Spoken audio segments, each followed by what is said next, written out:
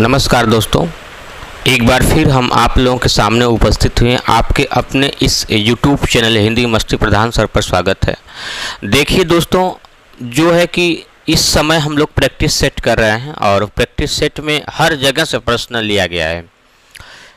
हर topic से प्रश्न इसलिए लिया गया है कि आप लोग जब प्रैक्टिस करेंगे तो हर टॉपिक कवर होता जाएगा। मतलब एक टॉपिक से एक प्रश्न वहाँ जाएंगे तो वहाँ आप लोगों का निगाह पहुँचेगा, ठीक है ना।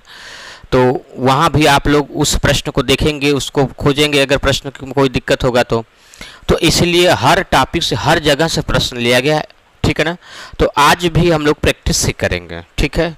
तो आइए देखते हैं हम लोग हैं कि पहला प्रश्न क्या है, थोड़ा देखा जाए।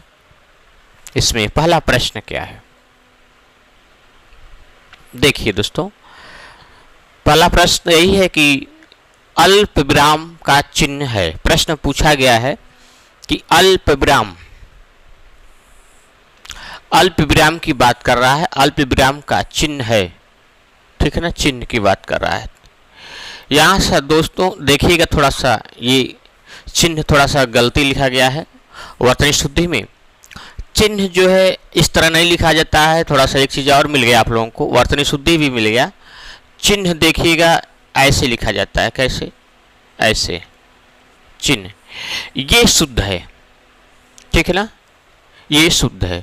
लेकिन ज़्यादातर से लोग चिन्ह इसी तरह लिख देते हैं, लेकिन ये गलत है। सरासर वर्तनी शुद्धि में ये सही है, ये गलत है, ठीक है।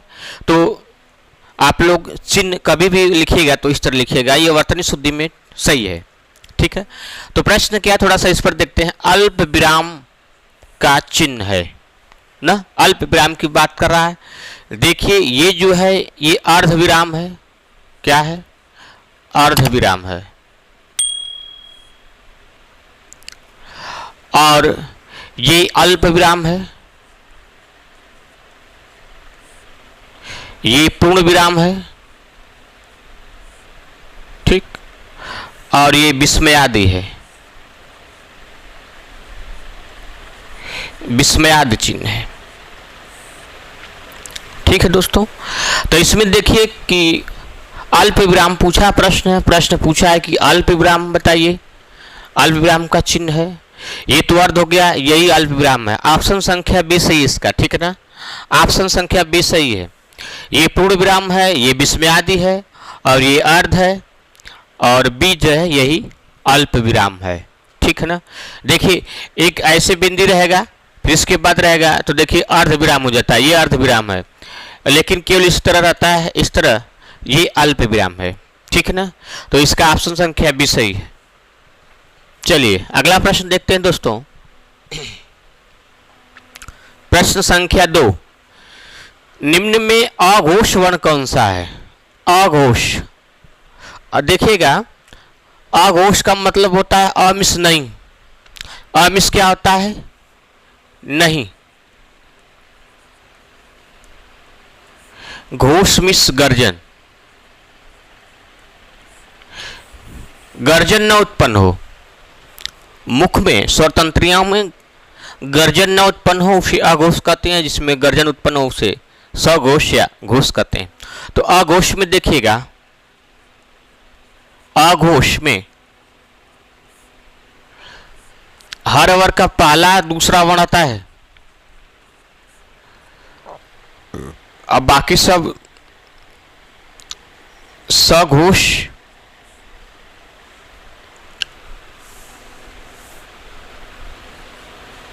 सघोष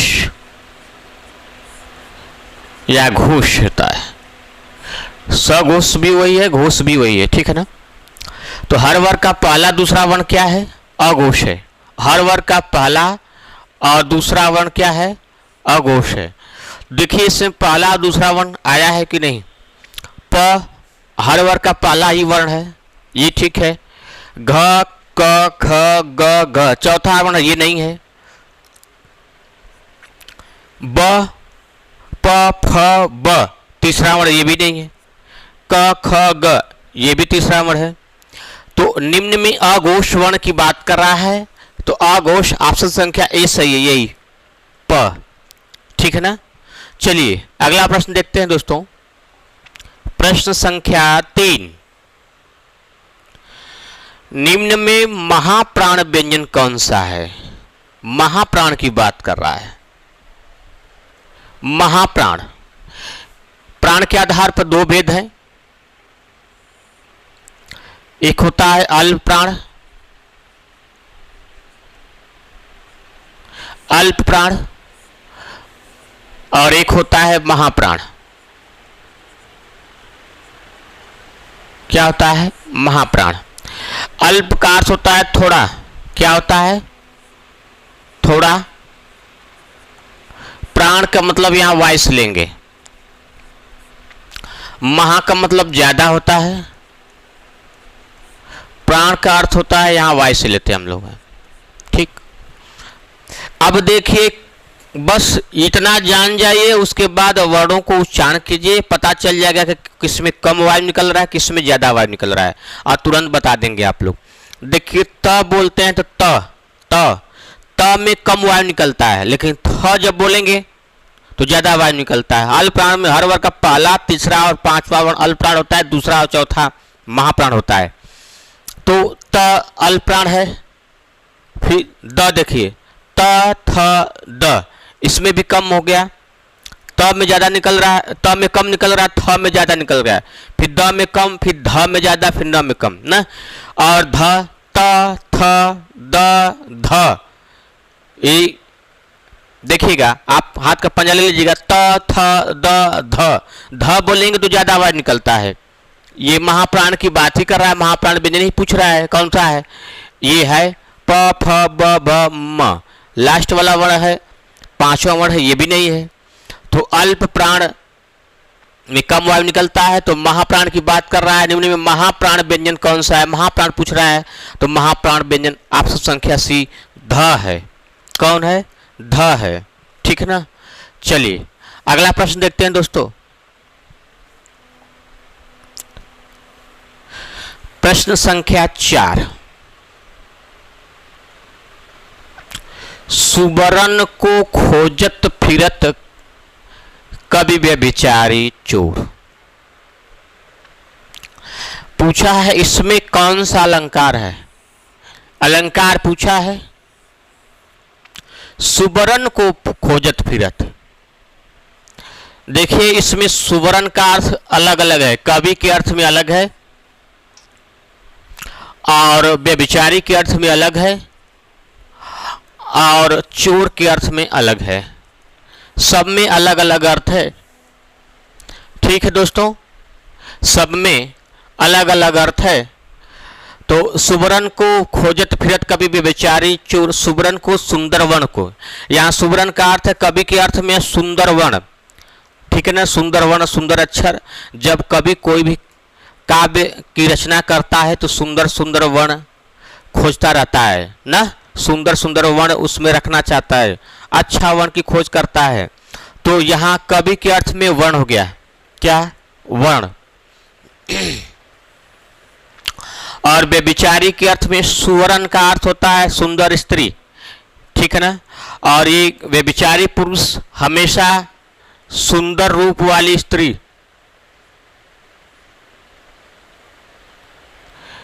सुंदर रूप वाली स्त्री खोजता रहता है चारों तरफ, देवी देवताने सब तरफ घूमता रहता है सुंदर स्त्री के लिए। ठीक है ना। तो सुवर्ण का अर्थ व्यभिचारी के अर्थ में सुंदर स्त्री से है, और सुवर्ण का अर्थ चोर के लिए है सोना। सोना, चोर हमेशा चोरी, सोना चोरी करने के लिए इधर उधर घूमता रहता है। ठीक है ना, हमेशा। तो चोर के अर्थ में सोना है, व्यभिचारी के अर्थ में सुंदर स्त्री है, और कवि के अर्थ में वर्ण, सुंदर वर्ण या अक्षर की बात हो रहा है, या अक्षर। ठीक है ना, या अक्षर। तो यहां एक ही शब्द में कई अर्थ निकलते हैं। ये सुवर्ण एक शब्द, इसमें कई अर्थ निकले। कवि के लिए अलग है, व्यभिचारी के लिए अलग है, चोर के लिए अलग है। तो श्लेष अलंकार इसमें होता है, और इस श्लेष का अर्थ होता है चिपकना। क्या अर्थ होता है? चिपकना। चिपकना।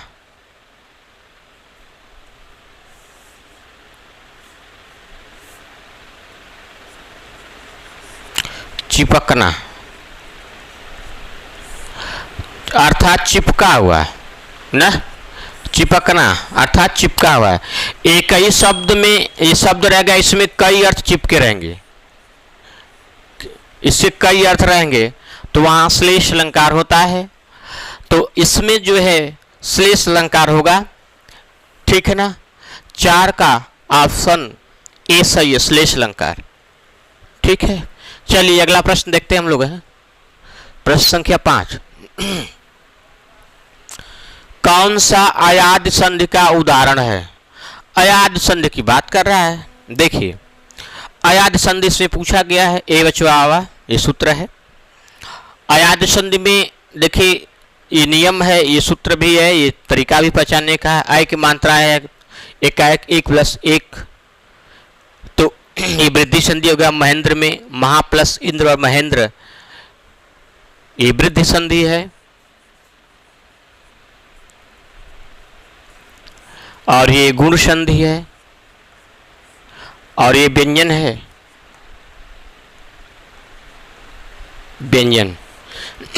और ये अयादी है, क्या है? अयादी संधि, ठीक है ना। तो प्रश्न संख्या 5 का ए सही है, पावक है, इसमें जो है अयादी संधि है, ठीक है। चलिए अगला प्रश्न देखते हैं हम लोग हैं, प्रश्न संख्या 6। स्थूल प्रश्न क्या पूछा है देखिएगा, निम्नलिखित में से एक शब्द स्थूल है, इसका विलोम पूछ रहा है कि इसका विलोम क्या होगा। तो स्थूल का विलोम सूक्ष्म होता है। देखिए ऑप्शन में ए में ही आया है, सूक्ष्म है। तो 6 का प्रश्न संख्या 6 का ए सही है, ठीक है ना, सूक्ष्म। चलिए अगला प्रश्न देखते हैं दोस्तों,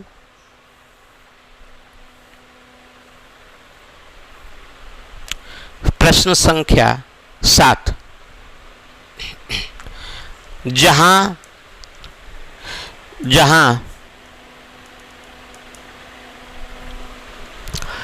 उपमेय क्या कर रहा है, उपमेय में उपमान की संभावना की जाए, वहां कौन सा अलंकार होता है? यही प्रश्न पूछा है। जहां उपमेय में उपमान की संभावना की जाती है, की जाए, वहां कौन सा अलंकार होता है?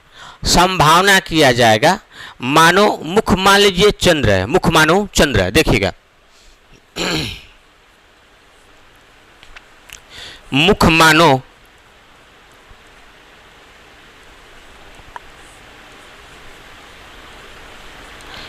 चंद्र है, यानी मुख को मान लीजिए कि चंद्रमा है, मान लीजिए, केवल संभावना कर रहा है कि मान लीजिए कुछ टाइम के लिए ना, एकदम कुछ मानने के लिए कर रहा है। तो यहां पर केवल मानने के लिए कर रहा है कि मुख मानो चंद्र, संभावना किया जा रहा है, इसलिए यहां पर उत्प्रेक्षा अलंकार होता है ना। कौन सा अलंकार? उत्प्रेक्षा अलंकार। मनु मानो जनु जानो ये सब आता है। तो ऑप्शन संख्या इसका बी सही है, ठीक है ना, बी सही है। चलिए अगला प्रश्न देखते हैं हम लोग हैं, प्रश्न संख्या 8।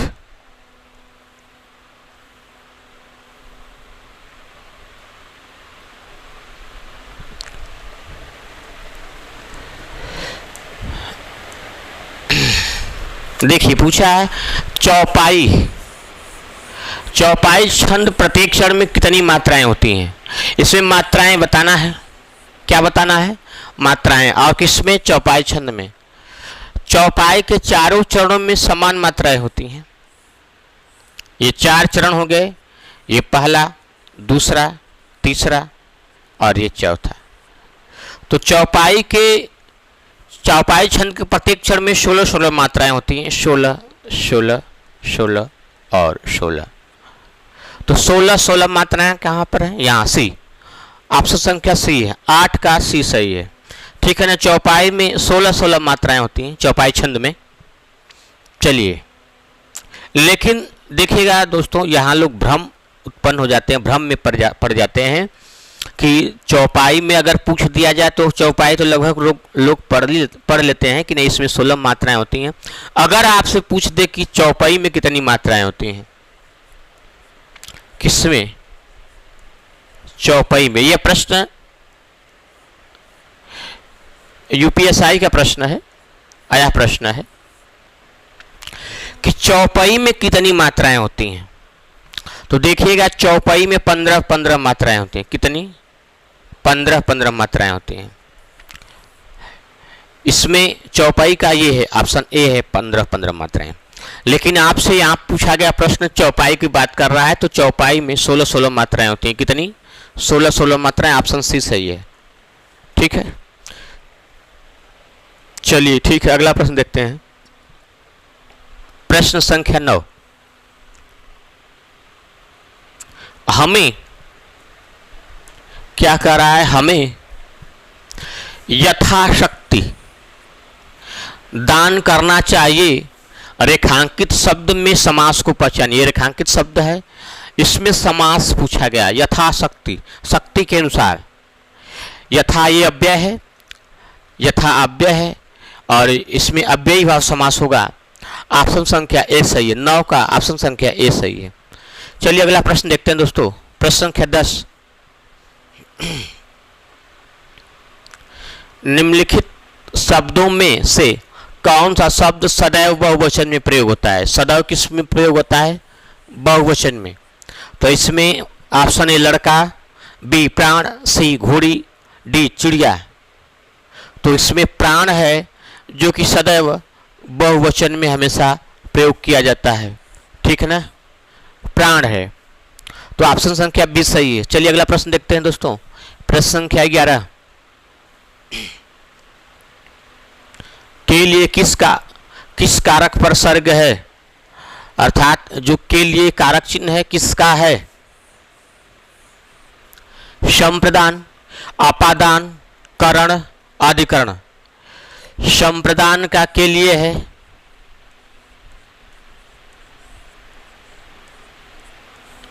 अपादान का से है,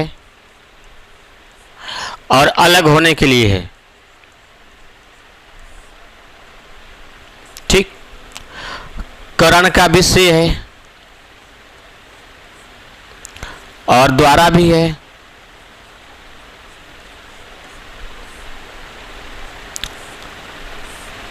साथ साथ इसका प्रयोग होता है साथ में। अधिकरण का में पे पर है। तो के लिए किसका है? संप्रदान का है। तो के लिए पूछा ही है, तो इसका ऑप्शन संख्या ए सही है। 11 का ऑप्शन संख्या ए सही है। चलिए अगला प्रश्न देखते हैं। प्रश्न संख्या 12। अपने सहारे पर रहने वाले के लिए एक शब्द है। अपने सहारे पर, अपने सहारे पर रहने वाले के लिए एक शब्द पूछा है। कौन सा है? स्वावलंबी, आत्मनिर्भरी, बलिष्ठ, आत्मविश्वासी। इसमें स्वावलंबी होता है, स्व मीन्स अपने। ठीक ना, अपने सहारे। ऑप्शन संख्या ए सही है। चलिए दोस्तों अगला प्रश्न देखते हैं। प्रश्न संख्या 13। बहुत ही अच्छा प्रश्न है। ये एग्जाम में बहुत बार पूछा हुआ प्रश्न है कि बारात का तत्सम रूप है। बारात, देखिए बहुत से लोग इसको वर्तनी शुद्धि में भी गलत लिखते हैं। वर्तनी शुद्धि में भी लोग गलत लिखते हैं। बारात को बारात इस तरह लिखते हैं लोग। बारात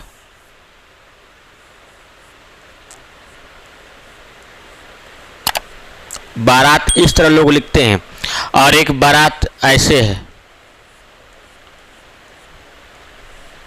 ठीक है, ये बारात है, ये बारात है, लेकिन ये गलत है। सही वर्तनी शुद्धि में ये बारात सही है। गाना भी सुने होंगे आप लोग, आए हम बाराती बारात लेके। आए हम बाराती, बाराती नहीं होता, आए हम बाराती बारात लेके। बारात लेके, देखिए बारात लेके बात हुआ ना, बारात लेके, बारात लेके नहीं, बारात लेके। ठीक है, तो वर्तनी शुद्धि में ध्यान रखिएगा, बारात मत लिखिएगा, बारात होता है, बारात। और इसका तत्सम रूप पूछा है, तो इसका तत्सम रूप वर यात्रा होता है, वर यात्रा।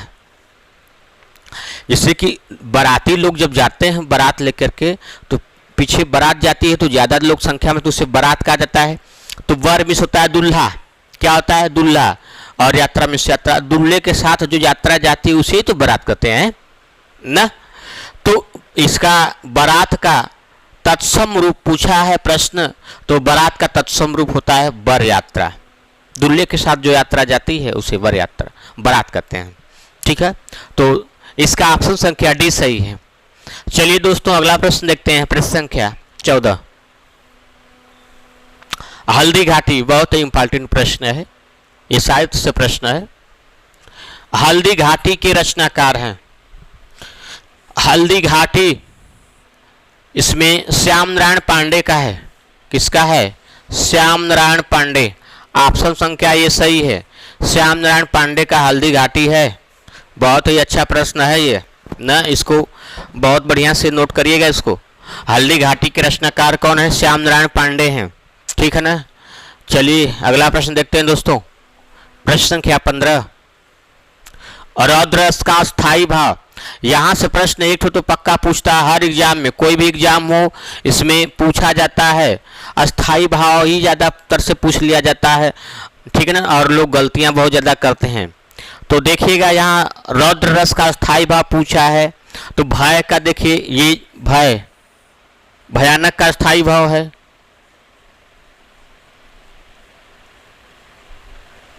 भयानक का, ये उत्साह वीर का है। किसका है? वीर रस का। ठीक है ना। ये क्रोध रौद्र रस का है,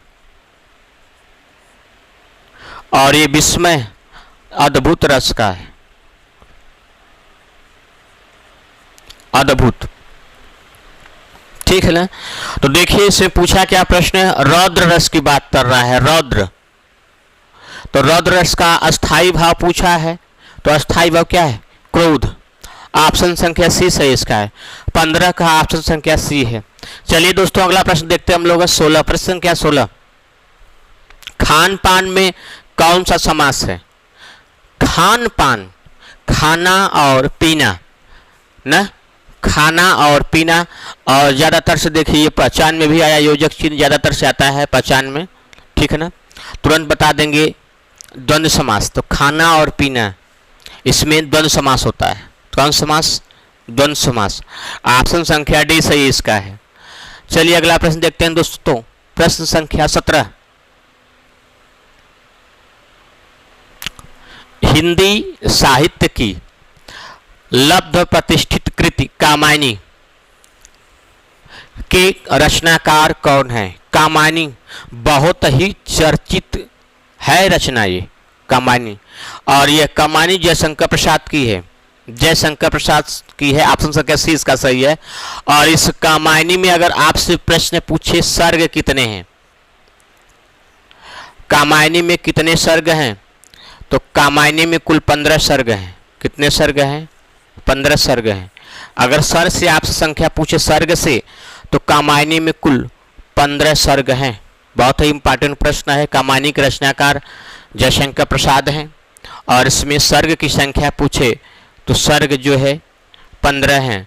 और यही जयशंकर प्रसाद जी, जो ये जयशंकर प्रसाद हैं, ये इनके बचपन का नाम झारखंडी था। क्या नाम था? झारखंडी था। झारखंडी था, इनके बचपन का नाम झारखंडी था। और ये कलाधर उपनाम से, किस नाम से? कलाधर। कलाधर उपनाम से रचनाएं करते थे। पहले ये कलाधर उपनाम से रचनाएं करते थे, लेकिन इनके बचपन का नाम झारखंडी है जयशंकर प्रसाद के। ठीक है ना। चलिए दोस्तों अगला प्रश्न देखते हैं, प्रश्न क्या 18। निम्नलिखित में से मीन का समानार्थी है। मीन मिस होता है मछली, मछली इसका मीन का समानार्थी पूछा है प्रश्न है। मीन का समानार्थी, ठीक है ना। तो ये सिलीमुख अली सडपद झस। झस जो है ये ऑप्शन संख्या ए सही है। झस जो है मछली का है। और सिलीमुख अली सडपद ये तीनों जो है, ये तीनों भौरा का है। किसका है? भौरा का। ठीक है ना। ये तीनों जो है भौरा का समानार्थी है और इसमें मीन का है जस, तो इसका ऑप्शन संख्या ए सही होगा। 18 का ए सही है। चलिए दोस्तों अगला प्रश्न देखते हैं। प्रश्न संख्या 19। दृश्य क्या पूछा है? दृश्य बहुत ही मनोरम था। वाक्य के रेखांकित शब्द का विशेषण बताइए। विशेषण की बात कर रहा है, विशेषण पूछा है। और विशेषण में कौन सा विशेषण भेद पूछा है? विशेषण भेद है और रेखांकित यही मनोरम है और विशेषण पूछा है और विशेषण में कौन सा भेद है इसकी बात किया है। तो दोस्तों देखिएगा, विशेषण के कुल 4 भेद होते हैं। कितने भेद होते हैं? 4 भेद होते हैं और उन चारों भेद के अंतर्गत पूछा है कि इसमें कौन सा विशेषण है। देखिएगा, मनोरम का अर्थ होता है सुंदर होता है। क्या होता है? सुंदर। ठीक है ना। तो सुंदर जो है गुणवाचक विशेषण है, यही दूसरा परिमाणवाचक विशेषण है, तीसरा संख्यावाचक विशेषण है, चौथा उपयुक्त से कोई नहीं। तो सुंदर, उसकी सुंदरता की बात कर रहा है तो यहाँ उसके गुण की बात कर रहा है कि उसके अंदर गुण कौन सा है। ठीक है ना। तो इसका ऑप्शन संख्या ए सही है। कौन? ए। परिमाण का मतलब होता है माप तौल की वस्तु। मनोरम को तो मापेंगे, तौलेंगे नहीं ना। कोई वस्तु या कोई स्त्री या कोई व्यक्ति सुंदर है तो उसको तौलेंगे क्या? नहीं ना। तो परिमाण का मतलब मापना तोलना। संख्या वाचक का मतलब संख्या का बोध कराता है। यहाँ पर संख्या का बोध कराता है। 1 2 3 4 5 ये भी नहीं है, उपयुक्त कोई नहीं, ये गलत है। देखिएगा, गुणवाचक विशेषण है मनोरम, ये सुंदरता की विशेषता बता रहा है, इसमें गुण है। तो ऑप्शन संख्या ए सही इसका है। 19 का ऑप्शन संख्या ए सही है। चलिए दोस्तों अगला प्रश्न देखते हैं हम लोग। प्रश्न संख्या 20। अनिल अनल का सही अर्थ देने वाला शब्द युग्म है। अनिल और अनल की बात कर रहा है। एक अनिल है, एक अनल है। इसी की बात कर रहा है कि सही अर्थ का सही अर्थ देने वाला शुद्ध युग्म है। अनिल का अर्थ होता है वायु और वायु होता है। अनल का अर्थ होता है आग या अग्नि होता है। ठीक है ना। तो इसमें देखिए अनिल वायु और अनल कहाँ? अनल का वायु अग्नि। ऑप्शन संख्या इसमें यही सही है और इसमें अग्नि वायु गलत है, हवा पानी गलत है, आग पानी गलत है, यही सही है। ऑप्शन संख्या ए सही है। इसमें वायु और अग्नि, वायु अग्नि अनल। ठीक है ना। ये आग का पर्यायवाची है अग्नि और ये हवा का पर्यायवाची वायु अनिल। ठीक है ना। तो प्रश्न संख्या 20 का ऑप्शन संख्या ए सही है। ठीक है। तो दोस्तों आज जो है हम प्रैक्टिस सेट लाए थे 20 प्रश्न का और इसमें सभी जगह से प्रश्न आया हुआ है। तो दोस्तों अगर ये वीडियो अच्छा लगे तो लाइक जरूर किया करिए ना। और हर एक एग्जाम के लिए इम्पॉर्टेंट है, चाहे टेट हो, चाहे सुपर टेट हो, चाहे पुलिस हो, एसआई हो, लेखपाल हो, कोई भी एग्जाम हो, सबके लिए है। ठीक है ना। हर जगह से ये सब प्रश्न आता है, ऐसा नहीं प्रश्न नहीं आता है, सभी जगह से ये सब प्रश्न आता है। तो दोस्तों अगर मेरा ये वीडियो अच्छा लगे तो लाइक कमेंट शेयर जरूर कीजिएगा आप लोग। ठीक है ना। और दोस्तों तक भी पहुंचाया करिए आप लोग। तो दोस्तों मिलते हैं नेक्स्ट वीडियो में, तब तक के लिए धन्यवाद।